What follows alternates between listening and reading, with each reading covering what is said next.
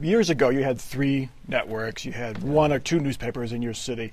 With all this choice, and there's still only 24 hours in the day, you're going to pick what you're going to watch, what you're going to read. Are you more apt to pick, I'm just going to watch MSNBC, or I'm just going to watch Fox News, and therefore you're only getting their slant on it? Here's the I think the rub with social media is a lot of people don't even bother picking anything. They just sit back and see what comes across Facebook, what's coming across Twitter, what their friends are looking at, what other people are looking at. Maybe they hash mark something on Twitter and they pay attention to it that way. They're very selective, much more selective than just whether I'm going to watch MSNBC or Fox News, in my opinion. But when they do watch, they watch Fox News exclusively or MSNBC exclusively. I have friends who do both, and they might just as well be speaking different languages when they talk to each other.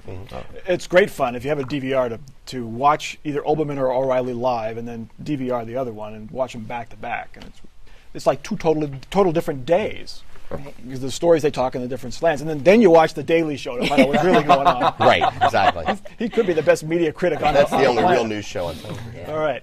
Our next topic, the process of deciding which politician represents you also adds to this partisanship. Democrats and Republicans have taken turns every 10 years carving up congressional districts. If you look at the Ohio congressional map, it doesn't make a whole lot of sense in many ways. The goal every 10 years is to create the maximum number of safe seats for the party in charge. Safe seats tends to mean that the real battle in those seats is in the primary, and the candidates on the far edges of the parties tend to win the primaries. Michael Daniels, there has to be a better way of figuring out who represents who on a congressional map. And that depends upon if you're in the party in charge every 10 years, as to whether you believe that or not. You're probably right. I think in Ohio we had an opportunity to do that a little over a year ago, and both parties missed the chance to sit down and do that. I wouldn't be surprised if they don't get that chance again, or if that chance isn't in some way thrust upon them. But in terms of drawing a safe district, you're right. It does. It comes down to a primary battle. Does it make the conversation any more civil? Maybe, maybe not. If you are the Republican in a particular district and you know that you're going to win, you don't have to lob bombs against your opponent. On the other hand, your opponent has nothing to lose by throwing the kitchen sink at you. You don't have to compromise either. That's right. Or compromise could actually hurt you in a primary battle, Right. should you try to find middle ground. We do have a problem in Ohio, not a problem, but Democrats are concentrated in big cities. Republicans are spread out all across the state. And that, I think it makes it easier to do this kind of gerrymandering we have, to be honest with you. There's districts where a Republican couldn't win and where a Democrat couldn't win. And both sides, when they're incumbents, like that. And it depends upon the geographical area of that big city, too. When you have a city like Cleveland, which is geographically relatively small, Cleveland is tiny and tall. Drawing that geographical area, you almost have to draw a district that a Democrat can fit into.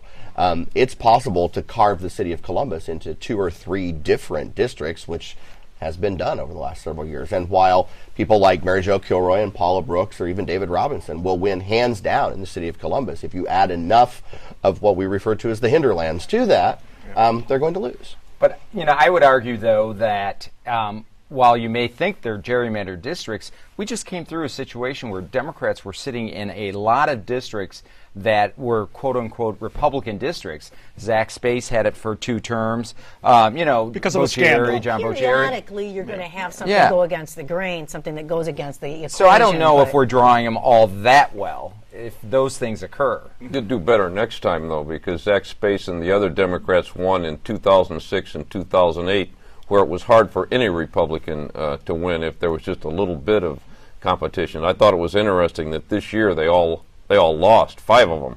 Right. That was pretty good for your side. Back to form now. How about letting the courts decide?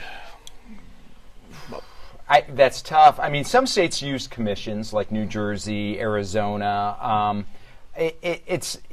What you want to do is you want to make sure you have the most effective representation you can.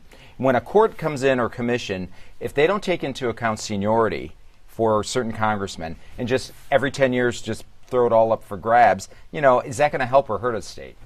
It is undemocratic, too. I mean, we elect people to do these things, and maybe we don't like how they do them, but I just think having courts decide things for us when they don't have to doesn't further democracy very much. I agree with that, and yet I go back to my saying, the broken record thing. People don't know.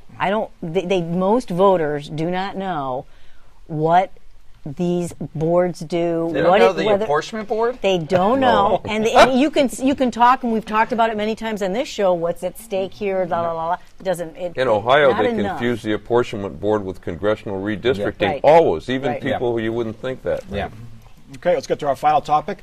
With a Democratic president and a U.S. Senate, but a Republican House, will anything get done in the next 2 years? Michael Daniels, are we at the beginning of a permanent state of gridlock, especially in Washington? Probably.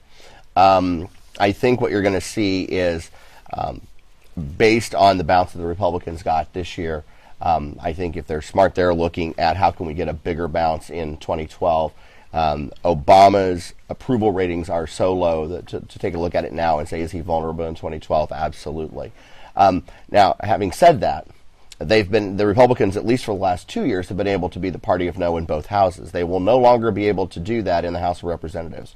So it'll be interesting to see what legislation comes out of the House, gets kicked over to the Senate, and whether, let's see if we see as many filibusters in the next 2 years as we saw in the previous two. The victors were pretty far-right Republicans. The losers were pretty moderate Democrats. So we're polarized. I think we're seeing that already just by the mere fact that Nancy Pelosi got reelected as the leader of the House Democrats. Why they would do that, I don't know. But, I mean, that tells you how liberal that caucus has now become, that they're going to just stay with her no matter what. It's like, okay, she's going to lead them right over that cliff again, I guess. There's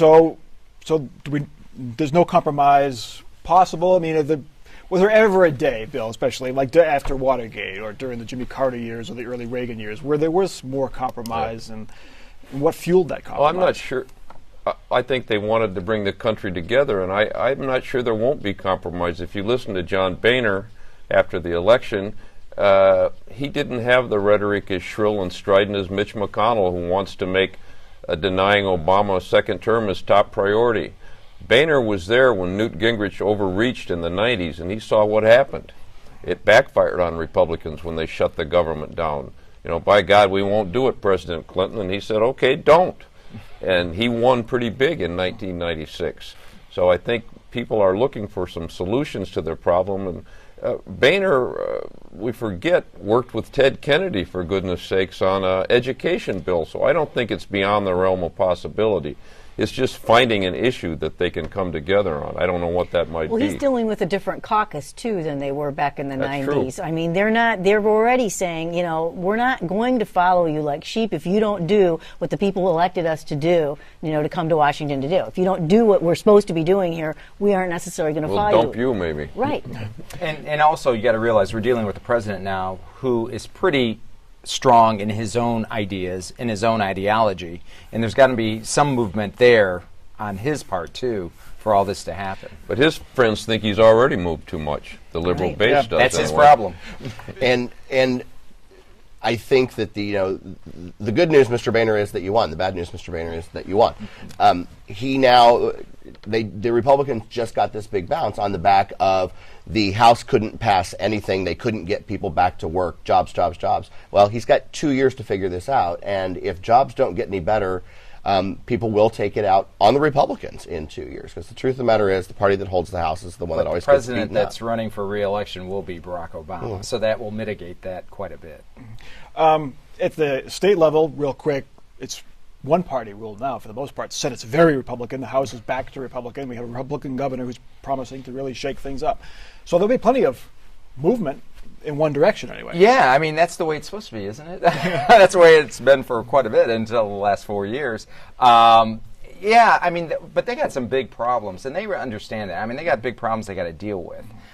This is not going to be an easy job at all. I mean, you could say, yeah, it's great. You know, as a Republican, yeah, it's great. You know, we won. But once again, we won, so now we got to deal with this. And we're talking, you know, potentially an $8 billion budget deficit that's got to be resolved somehow. And we didn't just win. We blathered on and on and on, and it's all over the internet for posterity. Everything we promised the voters, what we're going to do. Okay. It's time now for our off-the-record final parting shots. Michael Daniels, you're up first. in 2 years, there'll be another election. There'll be a whole bunch of ads. Some of them will be negative, and some people will complain about it. And we'll say this is the worst year ever. And we'll say this is the worst year ever. Right. Bob. And you know, I don't think things are as bad as everybody thinks it is. I think they will work together, even here in Ohio, to get these problems resolved. Bill. Civility, like patience, can be an overrated virtue. Public officials and politicians often use it to mask censorship. So let's not get too carried away with censorship. Let's just be civil. Let's not demonize. Let's just criticize. Ann. I predict that things won't get worse because I don't think they're that bad now. Again, I think if people just educate themselves and pay closer attention, then they're going to get the kind of democracy they want. Otherwise, they won't. To pick up on Bill's point, there could be too much civility. Look at the Columbus School Board. They have a policy where they praise in public, but they criticize in private. So what does that do for open and honest debate where folks might disagree? It leads to nasty emails and special meetings, which we saw this fall. That is Columbus on the Record for this week. Please check us out online. You can see past episodes. You can see this episode online. We're also on Facebook and Twitter, and you can connect to all of that great stuff, that viral stuff we were talking about, at our website, wosu.org/COTR. For our crew here at WOSU at COSI and our panel, I'm Mike Thompson. Have a good week.